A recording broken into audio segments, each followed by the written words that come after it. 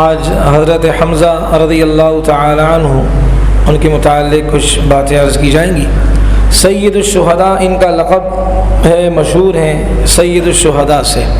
نبی علیہ الصلوۃ والسلام کے چچا ہیں۔ اور عجیب بات یہ ہے کہ نبی علیہ السلام کے چچا ہونے کے ساتھ ساتھ دودھ شریک بھائی بھی آپ علیہ السلام کے یہ بنتے ہیں، اس لیے کہ یہ حضرت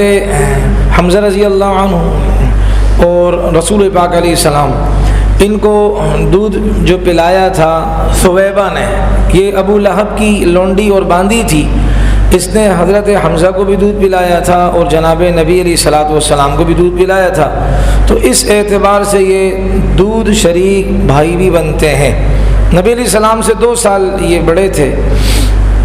قد ان کا کافی دراز تھا، اچھا قد تھا، اور ان کے اسلام لانے کا قصہ بڑا عجیب ہے۔ اس وقت تک تو یہ مسلمان نہیں ہوئے تھے اور یہ شکار کیا کرتے تھے، ان کا یہی ذریعہ تھا کہ شکار کے لیے جاتے، کوئی پرندہ کوئی جانور ہرن وغیرہ اس کا شکار کرتے اور پھر گھر آتے تو وہی ان کا گزر بسر اسی سے ہوتا تھا۔ رسول اللہ صلی اللہ علیہ وسلم تو دین کی دعوت دے رہے تھے، تو ایک دفعہ ابو جہل نے نبی علیہ الصلوۃ والسلام کو بہت برا بھلا کہا، انتہا درجے کی نازیبہ زبان استعمال کی، غلیظ زبان استعمال کی۔ نبی علیہ السلام نے کچھ بھی نہیں فرمایا، آپ علیہ الصلوۃ والسلام خاموش ہو گئے اور آپ علیہ السلام اپنی راہ تشریف لے گئے۔ اور یہ سارا منظر کہ نبی علیہ السلام کو برا کہا جا رہا ہے، غلیظ باتیں کہی جا رہی ہیں، یہ سارا منظر ابن جدعان ایک آدمی تھا قبیلہ تیم سے، اس کی لونڈی اور باندی دیکھ رہی تھی کہ محمد صلی اللہ علیہ وسلم ان کو اتنا برا بلا کہہ رہا ہے، یہ ابو جہل، اور نبی علیہ السلام کچھ بھی نہیں کہہ رہے، یہ سارا منظر وہ دیکھ رہی تھی۔ اور آپ علیہ السلام پھر کعبے کی طرف تشریف لے گئے اپنے عبادت کرنے کے لیے۔ ابو جہل اپنے ساتھیوں کی جھرمٹ میں بیٹھ گیا اور فخر کرتے ہوئے بیٹھا کہ آج میں نے بڑا کمال کیا ہے۔ حضرت حمزہ شکار سے واپس آ رہے تھے اور ان کی عادت یہ تھی کہ شکار سے جب واپس آتے، گھر بعد میں جاتے، پہلے بیت اللہ آتے، وہاں کا طواف کرتے، ساتھیوں سے حال احوال لیتے، پھر گھر تشریف لے جاتے۔ حسب معمول وہ آ رہے تھے تو راستے میں ان کو وہ ابن جدعان کی باندی ملی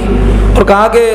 تمہیں کچھ خبر بھی ہے کہ آپ کے بھتیجے کے ساتھ کیا ہوا ہے؟ کیا ہوا؟ کہا ابو جہل نے ایسے ایسے کہا، ایسی نازیبہ زبان استعمال کی ہے۔ حضرت حمزہ رضی اللہ عنہ غصے ہو گئے کہ میرے بھتیجے کو اس نے اتنی زبان غلط استعمال کی ہے، وہ میرا اتنا پیارا بھتیجا ہے، اتنے اچھے اخلاق والا، بلند اخلاق والا ہے۔ یہ کہ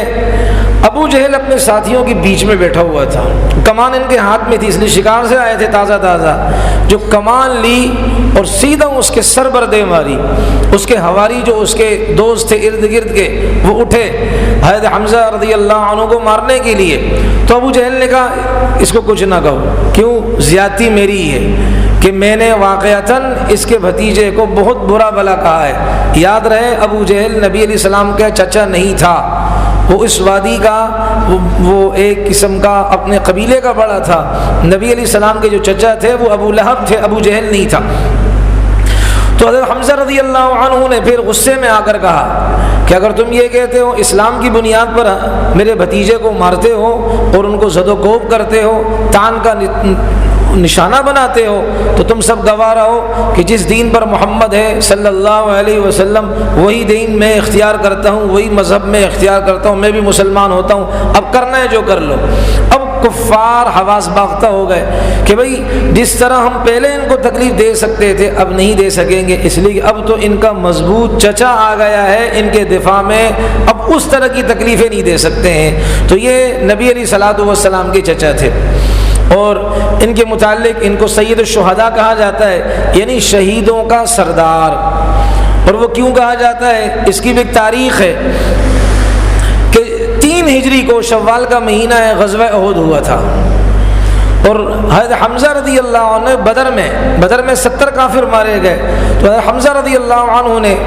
بدر کے اندر طعیمہ بن عدی کو اور دیگر کافروں کو مارا تھا، عتبہ کو بھی مارا تھا، طعیمہ کو بھی مارا تھا۔ تو طعیمہ کا جو چچا تھا جبیر ابن مطعم، بلکہ تو اس کا بھتیجا طعیمہ کا بھتیجا جبیر بن مطعم تھا،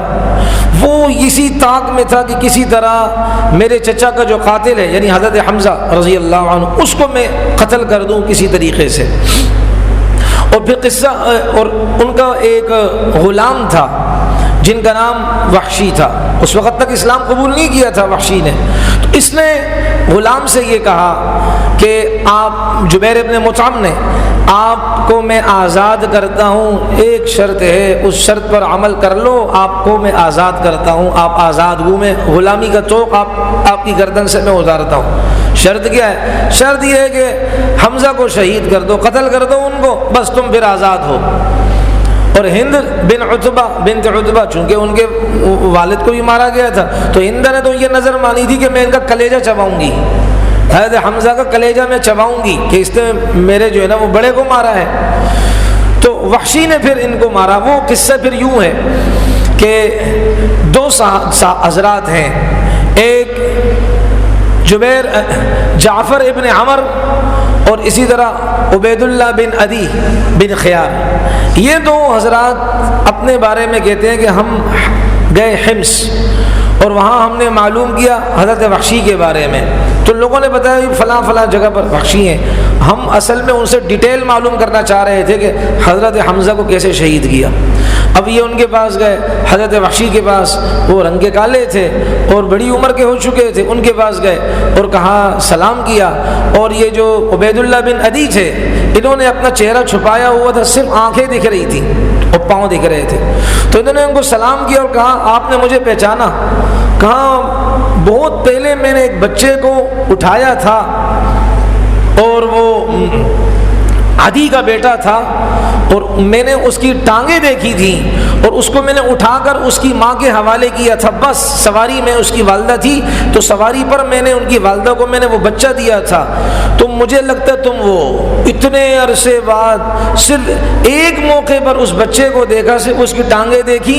اور اس کی آنکھیں، اس کی چہرہ چھپایا ہوا تھا، آنکھیں دیکھی، کل لگتا ہے تم وہی بچے ہو؟ کہتے ہاں میں وہی بچہ ہوں، چہرے سے نقاب اٹھایا۔ اتنے حافظے اور دماغ ان کے تیز تھے، حافظے تیز تھے۔ پھر انہوں نے کہا، ہم آپ کے پاس آئے ہیں کہ آپ نے حضرت حمزہ کو کیسے شہید کیا؟ پھر انہوں نے واقعہ سنایا، یہ غزوہ احد کا واقعہ ہے، 3 ہجری کو شوال کے مہینے میں غزوہ احد ہوا۔ جیسے کہ بدر میں 70 کافر مارے گئے، تو یہاں احد کے اندر بھی پھر مسلمانوں کے 70 مسلمان شہید کیے گئے، اکثریت انصار کی تھی، 4 مہاجر صحابہ شہید ہوئے تھے، باقی سارے کے سارے انصاری صحابہ شہید ہوئے۔ تو انہوں نے قصہ یہ کیا کہ میرے آقا نے مجھے کہا تھا کہ آپ نے اگر حمزہ کو شہید کر دیا، قتل کر دیا، آپ آزاد ہیں، تو مجھے تو آزادی چاہیے تھی، میرا مقصد اور لڑنا نہیں تھا، آزادی حاصل کرنے کے لیے میں نے یہ کام کرنا تھا، اور میں حرب میں نیزہ زنی میں بہت ماہر تھا، بہت کم ایسا ہوتا کہ میرا نشانہ خطا ہو جاتا، ورنہ میں نشانے باز تھا، اپنے نشانے پر میرا ٹھیک نشانہ لگتا تھا نیزے کا۔ اب میں بھی نکلا صرف ان کو مارنے کے لیے، اور حضرت حمزہ تو شیر ببر تھا، اور ان کے بارے میں آتا ہے یہ 2 تلواروں سے لڑتے تھے، ایک نہیں 2 تلواروں کے ساتھ یہ مقابلہ کیا کرتے تھے۔ تو حضرت حمزہ نے، ایک آدمی کافروں میں سے تھا، سباع اس کا نام آتا ہے، بن عبد العزا، غزوہ احد کے موقع پر اس نے پکارا، حل من مبارز، حل من مبارز، کون ہے مقابلے کے لیے آنے والا، کون ہے مجھ سے مقابلہ کرنے والا؟ حضرت حمزہ نے فرمایا میں آتا ہوں تیرے مقابلے میں، اور کہا کہ ایسی تیزی سے تلوار کی جو نا وہ کا استعمال کیا اور تلوار کا وار کیا کہ وحشی کہتے ہیں میں نے زندگی کے اندر کسی چیز کو اتنی جلدی گرتے ہوئے نہیں دیکھا جیسے کہ حضرت حمزہ کی تلوار کے وار سے اس کافر کی کھوپڑی گری تھی، اور تلوار پر خون کا نشان بھی نہیں تھا، اس لیے بہت تیزی سے اسپیڈ سے چلائی تھی کہ تلوار کی دھار پر خون کا نشان بھی نہیں آنے دیا، ایسا زبردست مجاہد تھا حضرت حمزہ رضی اللہ عنہ۔ کہتے ہیں کہ میں ایک پتھر کی اوٹ میں بیٹھ گیا کہ میں اب نشانہ لوں، لیکن وہ ہر طرف دیکھ رہے تھے اور مجھے ڈر بھی لگ رہا تھا ان سے کہ وہ نشانہ اگر چوک گیا تو میری تو خیر ہی نہیں ہے۔ پھر مجھے ایک موقع ایسا ملا کہ یہ اپنے شکار میں مصروف تھے، اپنے سامنے والے سے لڑنے میں مصروف تھے، تو میں نے نیزے کو گھمانا شروع کیا، وہ سیدھا وار کیا، ان کی ناف سے جو ہے نا وہ آگے کی طرف سے میں نے وہ نیزہ پھینکا، آر پار ہو گیا، پیچھے سے نکل گیا، انتڑیاں ان کی نکل گئی اور یہ ان کا پیٹ بھی چاک ہو گیا، اور میں اپنے مقصد میں کامیاب ہو گیا، پھر میں ایک طرف ہو گیا۔ پھر اور کافر آئے اور انہوں نے ان کے پیٹ کو چیرنا شروع کیا. مسلمانوں کے 70 شہید کیے گئے سوائے ایک صحابی کے. سب کی لاشوں کو کافروں نے کاٹا، ناک کاٹی، کان کاٹے، انگلیاں کاٹی گئی، وہ پیٹ چیر دیے گئے. ایسا جس کو عربی میں کہا جاتا ہے مثلا، یعنی پیسوں کے اندر ان کے جسموں کو کیا گیا. تو حضرت حمزہ بھی تھے. پھر ہند آئی، یہ بعد میں مسلمان ہو گئی تھی اور اس وقت کفر میں جوبن پر تھی اپنے. وہ آئی اور انہوں نے ہند نے حضرت حمزہ رضی اللہ عنہ کے اس کلیجے کو نکالا اور چبانے کی کوشش کی، لیکن چبا نہیں اور چھوڑ دیا. نبی علیہ السلام کو پتہ چلا تو آپ علیہ السلام نے فرمایا کہ حمزہ رضی اللہ تعالی عنہ کے جسم کا کچھ حصہ اگر کسی کے جسم میں چلا گیا تو اللہ تعالیٰ اس جسم پر دوزخ کی آگ کو حرام کر دیں گے. یہ ذریعہ بنا حضرت ہند کے اسلام کا، اس لیے کہ کلیجے کا کچھ حصہ ان کے جسم میں چلا گیا تھا. جب چلا گیا تھا ہو ہی نہیں سکتا کہ اب اس جسم کو اللہ تعالیٰ آگ کی نظر کریں. اللہ تعالیٰ نے اسی کو ان کے اسلام اور ہدایت پر آنے کا ذریعہ بنا دیا. تو کہتے ہیں کہ میں چلا گیا اور رسول پاک علیہ السلام جب جنگ ختم ہوئی تو سارے اپنے شہیدوں کے پاس آئے اور آپ علیہ الصلوۃ والسلام نے اپنے چچا کو دیکھا کہ اتنی بے دردی سے ان کو قتل کیا گیا، شہید کیا گیا. اور بھی صحابہ شہید ہوئے تھے، جیسے کہ مثال کے طور پر حضرت حنظلہ ہوئے، لیکن حضرت حنظلہ رضی اللہ عنہ کی لاش کو ٹکڑوں میں نہیں، انہوں نے ان کی آنکھ، کان، ناک وغیرہ نہیں کاٹے. اس کی وجہ یہ ہے کہ حنظلہ کے جو والد تھے ابو عامر عیسائی تھے، پھر مشرک بن گئے. تو وہ چونکہ مشرکوں کے ساتھ تھے تو ان مشرکوں نے ان کے بیٹے کی اتنی لاج رکھی کہ ان کا باپ ہمارا ہے، اس لیے ہم اس کی لاش کا اس طرح حال نہیں کریں گے جس طرح کہ اور مسلمانوں کا کیا گیا. اور حضرت حنظلہ کون ہیں کہ جن کی شادی اس امت کے منافقوں کے رئیس اور سردار کی بیٹی سے ہوئی. منافقوں کا سردار عبداللہ ابن ابی ابن سلول، اس کی بیٹی تھی جمیلہ کا نکاح ہوا اور وہ پکی مخلص تھی، یہ تو منافق تھا، اور ان کی شادی ہوئی حضرت حنظلہ سے. اب آج رات پہلی ہے شادی کی، صبح اٹھے، غسل کا تقاضا ہوا، لیکن کان میں آواز آئی کہ چلو بھائی اللہ تبارک و تعالیٰ کی راہ میں جہاد کرنے کے لیے، کافروں سے لڑنے اور مقابلہ کرنے کے لیے تلواروں کا مقابلہ ہوگا. تو انہوں نے گوارا نہیں کیا کہ اب نبی علیہ السلام کی طرف سے ایک آدمی اعلان کر رہا ہے جہاد کا اور میں پیچھے ہٹوں، یہ میرے لیے مناسب نہیں ہے. غسل بھی چھوڑ دیا اور لڑنے کے لیے چلے گئے، شہید ہو گئے. اس لیے جب صحابہ نے حضرت حنظلہ رضی اللہ عنہ کے جسم کو ہاتھ لگایا تو گیلا گیلا تھا. آپ علیہ السلام کو بتایا گیا تو نبی علیہ السلام نے فرمایا کہ فرشتوں نے اسے غسل دیا، اور وجہ بتائی گئی اس لیے کہ اس کی بیوی نے بتایا کہ ان پر غسل تھا،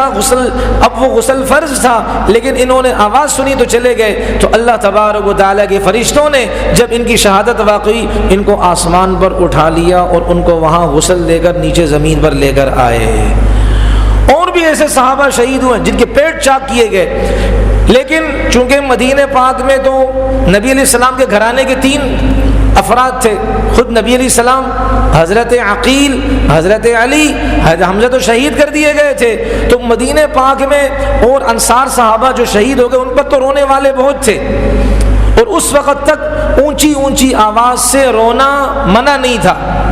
بین کرنا، مرثیے پڑھنا، گریبان چاک کرنا اس وقت تک منع نہیں تھا. شریعت کے احکام آہستہ آہستہ آ رہے تھے. تو نبی علیہ السلام نے دیکھا کہ بھئی ہر گھر سے عورتوں کی آوازیں آ رہی ہیں رونے کی. رسول اللہ صلی اللہ علیہ وسلم نے فرمایا سب اپنے اپنے شہداء پر رو رہے ہیں اور میرے چچا پر رونے والا ہی کوئی نہیں ہے. آپ علیہ السلام کی یہ بات جب انصار نے سنی تو انصار نے اپنی اہلیات کو، گھر والیوں کو بھیج دیا کہ آپ چلے جائیں اور نبی علیہ السلام کے چچا پر رونا شروع کر دیں.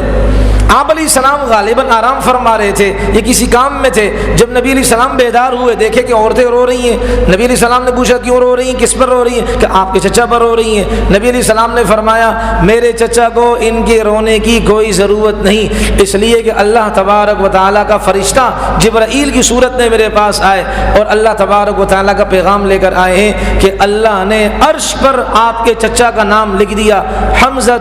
سید الشہداء اسد اللہ. حمزہ سارے شہیدوں کا سردار ہے، اللہ کا شیر ہے. اس لیے جب اللہ نے عرش پر لکھ دیا میرے چچا کے لیے اتنا بڑا ٹائٹل لکھ دیا، اب ان کے رونے کی میرے چچا کو کوئی بھی ضرورت نہیں۔ اور رسول اللہ صلی اللہ علیہ وسلم کی پھوپھی سیدہ صفیہ رضی اللہ عنہا جو حضرت زبیر کی والدہ مکرمہ ہے، ماجدہ ہیں، وہ آئیں، کفن لے کر آئیں۔ نبی علیہ السلام نے حضرت زبیر سے، حضرت علی سے فرمایا اس خاتون کو روک دو، کس لیے کہ اپنے بھائی کو دیکھنے آ رہی ہیں، اس کا تو پیٹ ہی پھٹا ہوا ہے، آنتیں نکلی ہوئی ہیں، کلیجہ چبایا ہوا ہے، انگلیاں کاٹی ہوئی ہیں، کان کاٹے ہوئے ہیں اور ایک لڑی کے اندر پروئے ہوئے ہیں، لہذا یہ برداشت نہیں کر پائے گی، اس لیے ان کو آنے کی اجازت مت دیں، خامخواہ یہاں رونا شروع کر دیں گی، صبر کا دامن ہاتھ سے جانے نہ پائے۔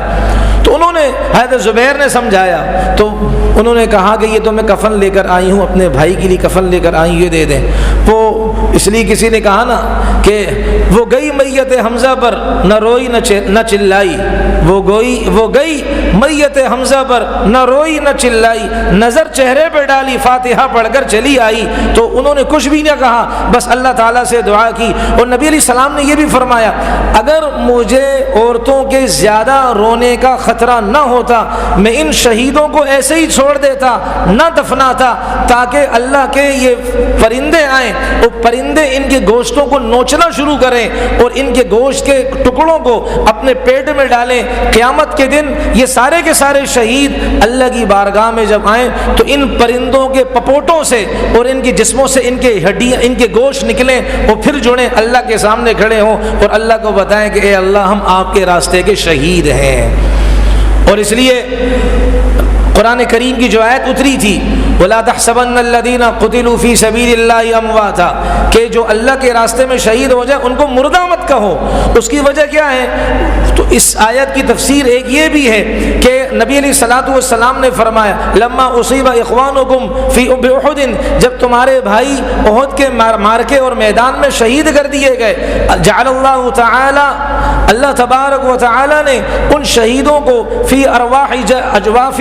طیر خضر، سبز رنگ کے پرندوں کے پیٹوں میں اللہ تبارک و تعالی نے ان کو منتقل کر دیا، یعنی گویا کہ وہاں کی یہ سواریاں تھیں جیسے کہ یہاں کے جہاز ہیں، ہیلی کاپٹر ہیں، تو اللہ تعالیٰ نے شہیدوں کی روحوں کو اللہ تبارک و تعالیٰ نے سبز رنگ کے پرندوں کے پیٹوں میں اللہ نے منتقل کر دیا۔ اور ترید انہار الجنتی، وہ پرندے ان کو لے کر جاتے ہیں کہاں؟ جنت کی نہروں پر، وتأکل من ثمارها، اور وہاں پھر یہ وہ پرندے ان جنت کے میووں کو کھاتے ہیں، اور عرش کے نیچے سونے کے قندیلیں بنی ہوئی ہیں، ان قندیلوں میں آ کر یہ رہتے ہیں، رات یہاں گزارتے ہیں، آرام یہاں کرتے ہیں۔ تو جب ان شہیدوں کو پتہ چلا کہ انہوں نے جب یہ وہاں کی لذتیں دیکھی، وہاں کا ٹھنڈا پانی، دودھ، شہد وغیرہ یہ چیزیں، مشروبات پیے، کھانے وہاں کھائے، ٹھکانہ اتنا عمدہ ہے، تو انہوں نے کہا کہ کاش کوئی ہماری طرف سے ہمارے بھائیوں کو جو دنیا میں ہیں ان کو یہ پیغام پہنچا دے کہ ہمیں اللہ کی طرف سے روزی دی جاتی ہے اور ہم مردہ نہیں، ہم زندہ ہیں، کاش ہمارا یہ پیغام پہنچا دے۔ اس لیے پہنچا دے تاکہ کوئی مسلمان میدان جنگ سے بھاگے نہ، جہاد سے بیزار نہ ہو، جہاد سے نفرت نہ کرے۔ اللہ تبارک و تعالی نے ان شہیدوں سے فرمایا انا ابلغکم عنہم، انا ابلغہم عنکم، میں آپ کا پیغام، آپ کا اللہ آپ کی طرف سے ان لوگوں کو پہنچاتا ہوں۔ اور فرشتے کو فرمایا کہ محمد صلی اللہ علیہ وسلم کے دل مبارک پر اس آیت کو اتاریں ولا تحسبن الذین قتلوا فی سبیل اللہ امواتا، جو اللہ کے راستے میں قتل کر دیے جائیں ان کو کہنا دور کی بات ہے، ان کے بارے میں مردہ ہونے کا گمان بھی نہ کرو، وہ مردے نہیں بلکہ وہ زندہ ہیں۔ تو نبی علیہ الصلوۃ والسلام نے پھر یہ بات بتائی، تو حضرت وحشی نے وہ سارا واقعہ بیان کیا۔ اور پھر جب 8 ہجری کو مکہ فتح ہوا، اب ظاہر بات اسلام پھیل رہا ہے اور غالب ہو رہا ہے، تو حضرت وحشی بھاگے طائف۔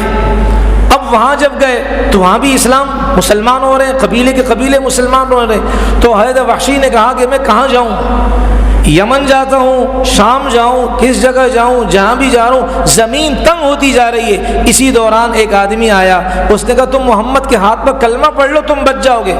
وہ قرآن کی ایک آیت اتری ہے، میں آپ کو سناتا ہوں، یا عبادی الذین اسرفوا علی انفسہم لا تقنطوا من رحمت اللہ، اے وہ لوگو، اللہ فرماتے ہیں اے میرے بندو جنہوں نے اپنی ذات پر ظلم کیا ہے، اللہ کی رحمت سے مایوس نہ ہو، ان اللہ یغفر الذنوب جميعا، اللہ سب گناہوں کو معاف کرتے ہیں، بس تم اللہ سے معافی مانگو اور اعلان کر دو کہ میں آئندہ سے کوئی گناہ نہیں کروں گا، اللہ سارے گناہ تمہارے معاف کر دیں گے۔ حضرت وحشی نے کہا کہ ٹھیک ہے میں چلتا ہوں نبی علیہ السلام کے پاس، چہرے کو چھپایا اور آپ علیہ السلام کے پاس آئے اور آپ علیہ السلام سے عرض کیا کہ میں اسلام قبول کرتا ہوں، کیا اسلام قبول کرنے کے بعد اللہ سارے گناہ معاف کر دیں گے؟ نبی علیہ السلام نے فرمایا کیسی بات کرتے ہو؟ آپ علیہ السلام نے پہچانا نہیں تھا، کیسی بات کرتے ہو؟ ان الاسلام یہدم ما کان قبلہ، اسلام تو اپنے سے پہلے جتنے گناہ ہو گئے، جو انسان اسلام قبول کرتا ہے گزشتہ سارے گناہوں کو اللہ معاف کرتے ہیں، تو آپ اسلام قبول کر لیں۔ کہا میں گواہ رہے کہ میں گواہی دیتا ہوں اس بات کی کہ اللہ کے علاوہ کوئی معبود نہیں اور آپ اللہ کے بندے اور اس کے رسول ہیں۔ پھر حضرت وحشی رضی اللہ تعالیٰ عنہ نے چہرے سے نقاب ہٹایا، کون؟ جی میں وحشی ہوں، آپ کے چچا کا قاتل ہوں۔ او ہو، نبی علیہ الصلوۃ والسلام نے جب ان کو دیکھا فرمایا کہ ٹھیک ہے اسلام تمہارا قبول ہے، لیکن غیب وجہک عنی، آج کے بعد سے آپ اپنا چہرہ میرے سامنے مت لانا، اپنا چہرہ میرے سامنے مت لانا، اس لیے کہ جب آپ کا چہرہ دیکھوں گا تو میرے چچا کی یاد تازہ ہو جائے گی، میرا بڑا محبوب چچا تھا، اسے کتنی بے دردی سے احد کے میدان میں اور معرکے میں تم لوگوں نے شہید کیا، تو ایسا نہ ہو کہ خواہ مخواہ وہ جذبہ وہ چچا کے ساتھ جو رشتہ ہے وہ غالب نہ آنا شروع ہو جائے، اس لیے اپنا چہرہ میرے سامنے نہ لے کر آنا۔ حضرت وحشی رضی اللہ تعالیٰ فرماتے ہیں کہ پھر اس کے بعد سے میں نے نبی علیہ الصلوۃ والسلام کے سامنے اپنا چہرہ نہیں دکھایا، اور اسی وجہ سے حضرت وحشی سے روایتیں ہی نہیں ملتی ہیں کہ بالکل گمنامی کی زندگی میں انہوں نے وہ چلے گئے اور پردے میں زندگی گزاری، لیکن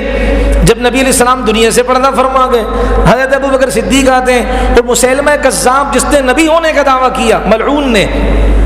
اس کے خلاف لشکر بناتے ہیں، تو حضرت وحشی فرماتے ہیں کہ میں تیار ہو گیا اور میں نے کہا میں نے جو ایک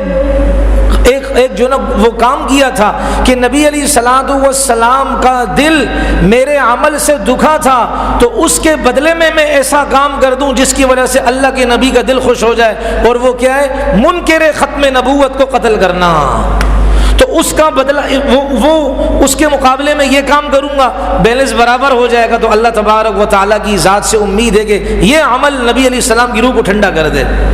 تو کہتے ہیں کہ میں نکلا تو میں نے وہی مسیلمہ کذاب کو دیکھا، ایک اونٹ پر ہے اور اس کے تو پہرے میرا بھی تھا، لیکن میں نے اللہ کا نام لیا اور اس کے اوپر میں نے نیزہ پھینکا، جیسے حضرت حمزہ پر پھینکا تھا اس پر بھی پھینکا، ٹھیک نشانہ لگا اور وہ گرا۔ لیکن ایک اور انصاری بھی آئے، اب پتہ نہیں میرے نیزے سے وہ مرا یا انصاری جو بعد میں آئے انہوں نے اس کی گردن کاٹی تھی یا ان کے قتل کرنے سے مرا، لیکن میں نے اپنا کام کر دیا اور میں نے نبی علیہ الصلوۃ والسلام کے چچا کو قتل کرنے کے بدلے میں اسلام کے سب سے بڑے دشمن کو میں نے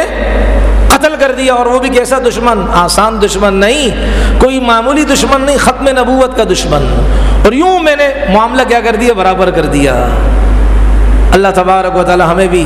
یہ مبارک صحابہ کے نقش قدم پر چلنے کی توفیق عطا فرمائے۔ وہ بات یاد آئی ختم نبوت کے اعتبار سے، آپ بھائیوں نے آج ہی دیکھی ہوگی وہ بات کہ یہ قادیانی کتنی محنت کر رہی ہیں۔ ہمارے پاس ساتھی کہتے ہیں سب کو پتہ ہے، شیزان کیسے پتہ ہے؟ یہ شکر کریں علماء محنت کر رہے ہیں۔ بعض ساتھی کہہ دیتے ہیں، آج کی ویڈیو دیکھیں آپ، مدینہ منورہ میں مسجد نبوی کے صحن میں جہاں نبی علیہ الصلوۃ والسلام کا ہرا گنبد نظر آ رہا ہے، اس کے سائے میں نبی کے ختم نبوت کے منکر قادیانیوں کا شیزان افطاری میں دیا جا رہا ہے۔ رسول اللہ صلی اللہ علیہ وسلم کے مبارک شہر میں عرب تو ایسے مست ہو چکے ہیں۔ یہ دعائیں دیں بھائی اپنے علماء کو، یہ دعائیں دیں اپنے جو ہے نا وہ علماء کو کہ وہ اس ایسے نظام میں ایسے وقت میں کہ جب ہر طرف باطل ہی باطل ہے، باطل کی آواز ہے، ہمارا مجمع بھی باطل کی آواز سے وہ ان کے شہر میں مبتلا ہوئے جا رہا ہے، ایسے وقت میں بھی کہ اسباب باطل کے مقابلے میں کم ہیں ان کے، لیکن وہ بیچارے حق کا بول رہے ہیں۔ اس یہ حال ہو چکا ہے بھائی، اس لیے اللہ سے دعا بھی کریں کہ اللہ تعالی ہم سے جیتے جی ایسا کام لے لے کہ جس سے روح محمد خوش ہو جائے، ایسا کام لے لے کہ نبی علیہ الصلوۃ والسلام کے روضہ اقدس میں ہمارا نام لیا جائے کہ آقا آپ کا یہ امتی، آپ کا یہ نوجوان امتی، یہ بوڑھا امتی، اس نے ایسا کام کیا ہے کہ آپ کو خوش کر دے گا وہ کام۔ چنانچہ جب نبی علیہ الصلوۃ والسلام کے سامنے ہماری کارگزاری پیش کی جائے، رپورٹ پیش کی جائے، تو اللہ کے نبی بھی اللہ کی بارگاہ میں ہمارے لیے ہاتھ اٹھا کر دعا کر دیں کہ یا اللہ جس طرح انہوں نے میری روح کو خوش کیا ہے، اے ارحم الراحمین اس کی برکت سے ان کو، ان کے خاندان کو، ان کے قوم قبیلے کو دوزخ کی آگ سے بچا کر ہمیشہ کی جنت میں میرا ساتھ بنا دے۔ اللہ مجھے آپ کو توفیق عطا فرمائے۔ الحمد